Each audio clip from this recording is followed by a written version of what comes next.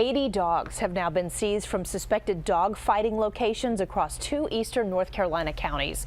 The raid comes after the arrest of 2 men on a variety of charges, including drugs.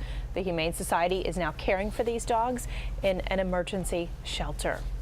Well, lucrative underground dog fighting rings can be found in all areas of D.C., and this is according to the Washington Humane Society. And that's why humane officers are now asking the community to be on alert and to report any suspicious behavior they see immediately.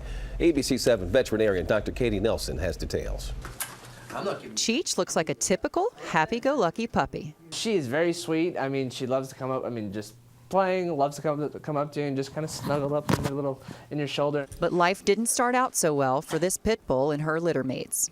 Cheech was seized from a crime scene where there was indications, very strong evidence that she, along with her litter mates and her parents, were involved in a dogfighting ring here in the District of Columbia. And while we may only hear about these cases when celebrities like Michael Vick are involved, humane enforcement officers at Washington Humane Society say that this takes place every day, all over the city. It's very common.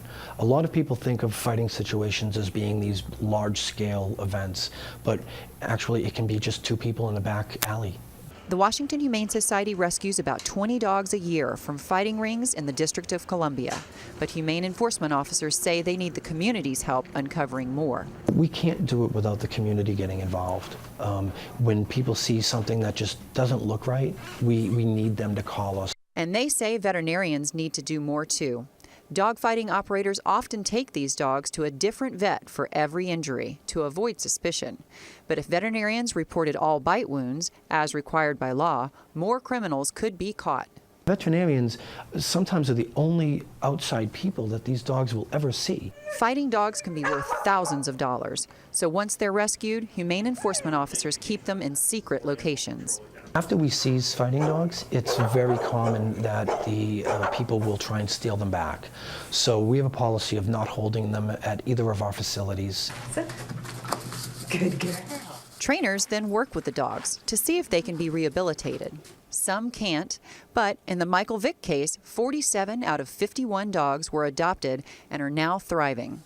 As for Cheech, she's one of the lucky ones. Once her case is closed, she will likely be up for adoption. Dr. Katie Nelson, ABC 7 News.